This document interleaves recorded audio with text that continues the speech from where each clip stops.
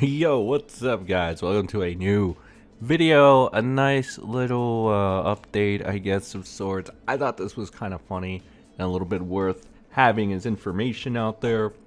It's about MrBeast, right, and his lawyer. I don't think we've heard much about the legal side of things when it comes to this guy.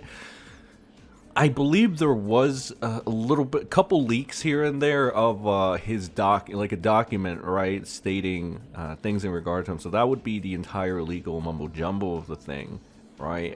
Rather than intertwine that with this, I felt like keeping it more lighthearted and a surface level kind of look at it. When the proceedings start happening or if things get taken to court, you know, and in an extensive period of time, we'll start covering that more accurately and stuff. And I also want to get a grasp of the entire situation better. So right now I'm sticking to really surface level things, but still surface level things that can be quite interesting and kind of funny, right? And I still want to stuff them into something. So right here I saw two interesting things, the first of which is, according to statistics from ViewStats, MrBeast's channel has seen 153 million less views in the previous 28-day period, also received 12 million less subscribers, suffering a project loss of $700,000. At this point, I think that MrBeast would have a case for damages, in, you know, which I presumably he is going to court for. So there's that. And community notes went ahead and said MrBeast has uploaded less shorts and one less main channel video, which led to the loss in views, according to ViewStats. So I guess like the community timelines, or the community notes rather, you know, great community notes, kind of putting a damper on that a little bit. So who knows how the court system will treat, you know, social media things like community notes and stuff. But another thing I wanted to point out here, apparently, MrBeast, right? And it's from a little article here. I almost think this is kind of like a meme, something, maybe, possibly. I would hope. MrBeast hired the former Harvey Weinstein PR team member to rebuild his image amidst recent controversy. Okay, that was easy enough to find. MrBeast is reportedly hired the same lawyer as Harvey Weinstein. Controversy has continued to pile up. Jimmy has reportedly hired a prominent lawyer that has left some feeling that he's guilty. Over the past few months, the streaming community has been scrutinizing MrBeast. Former employees have shared concerning allegations. As the allegations continue, MrBeast has hired a lawyer that is rubbing the content creation a wrong way. So he's possibly hired the same lawyer as Weinstein. YouTuber and entertainer Rosanna Pansino has been following the MrBeast mess from the start. In fact, she has been blah blah blah blah blah. She later reported on MrBeast's Netflix show, claiming she got letters from participants who claimed they were treated fairly and that she should have rigged and blah blah blah. Okay, whatever. Get to the point, bro. Pansino has tweeted MrBeast hired Matthew Hillick's crisis management company, Hiltick. I'm sorry.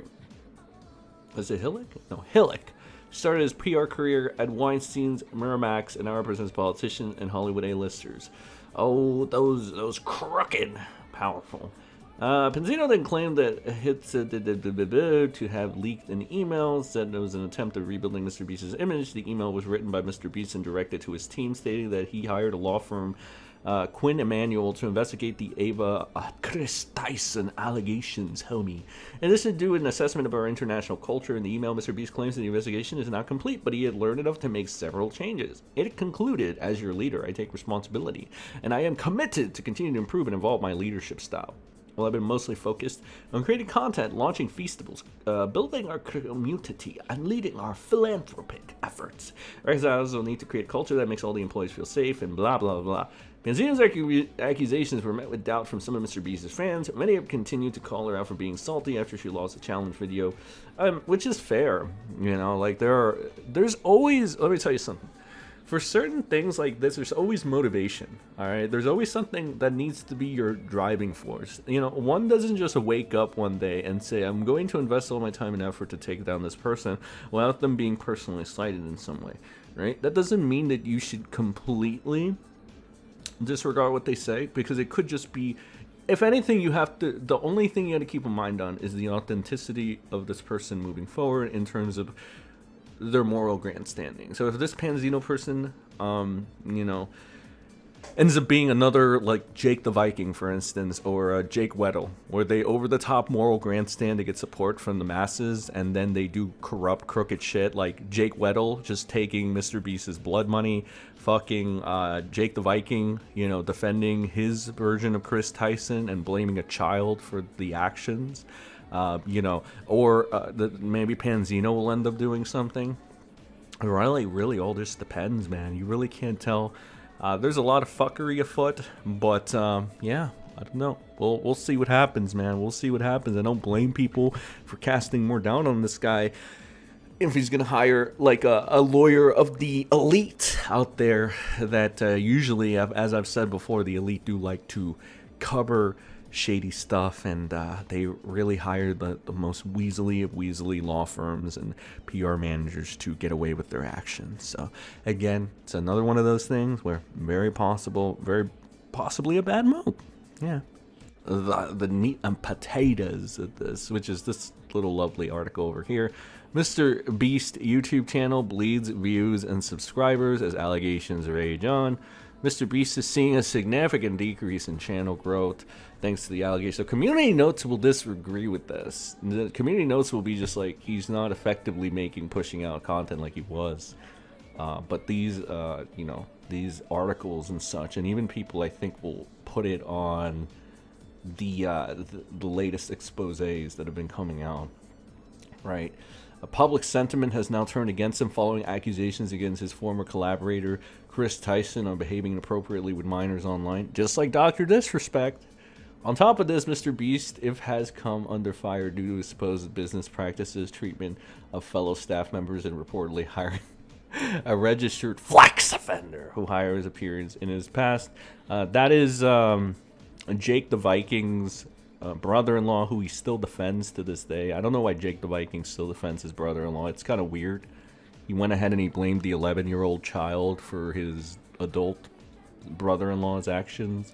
It just, again, that's one of those things that goes to show you that not everybody that's calling out MrBeast is a good person, right? They're pretty shit as well. And, you know, I think Jake the Viking's the perfect example, another supporter. So there it is. Backlash has stunted the growth on his YouTube channel. Currently reigns as the most subscribed channel on the platform. Is now seeing a big decline in viewership. So there's that. True financial implications of the drama surrounding MrBeast are unknown. It's clear the backlash is impacting his YouTube channel in a palpable way, at the very least. Thus far, MrBeast has yet to release an official statement. Abby did call Ava's behavior disgusting, you know, and promised to hire a third party to investigate the situation internally. Experts say this ordeal could have dire consequences for the YouTuber's financial security and brand. So yeah, there's that. But also, people were going around and saying that essentially MrBeast and like Chris Tyson was still there. Like they only stepped down, like, what was it? In the public, right? It was more like a PR move, but Chris Tyson's still in the background, you know, doing, you know, stupid shit. That it was all a PR move to get rid of them or whatever. But they're still in the back. That's what people were saying, the rumblings around the streets, right? The grapevine. So the YouTube giant also advertised his new toy line. What a terrible time to come out with this. And in this video going forward with the launch, despite all the controversy, Jake Weddle, former MrBeast employee, claimed that the creator offered him $190,000 and an apology. He expressed that he wasn't comfortable with the amount of money, but wound up taking $50,000. However, even as someone who called him out, Weddle wasn't convinced that MrBeast's channel will be toppled based on the allegations alone. So again, Jake Weddle, he's another one of these guys. Again, came out against MrBeast. I saw like one of the main criticisms for this guy is not only is he really fucking bad at comedy, another criticism was like he's taking advantage of this to try to build up his career. Because if you look at him, nobody gave a shit about him. Nobody was giving him any views up until the MrBeast thing, and he made himself a victim or something, or he made himself a hero by coming out against MrBeast. And then he took the fucking money too. Like he took fucking MrBeast's blood money. You know, for all that talk about MrBeast being, you know, the devil and stuff, and how he, like, you know, his all this and that or whatever. If you're gonna take money from MrBeast, you had to kind of like, yeah, you had to question your credibility at that point, or whether or not you deserve any fucking like people to back you up. Because what kind of a dipshit takes the money of a, in their heads, a pedophile defender, right? Like that doesn't, you know. They say money makes the world go round, but it really makes you question things. Like Jake the Viking blaming a child for his adult brother's actions, who did the same thing Chris Tyson did. In fact, they did worse because Jake the Viking's brother-in-law was a registered flex offender. All right, and you know what I'm trying to say, an SEX offender, but YouTube won't let you say that. So he's a registered offender, and he still defends him for some reason, right? And Jake Weedle takes fucking MrBeast's blood money, despite all this. So, again, a lot of bad faith actors here, a lot of people that are just dipshits in general.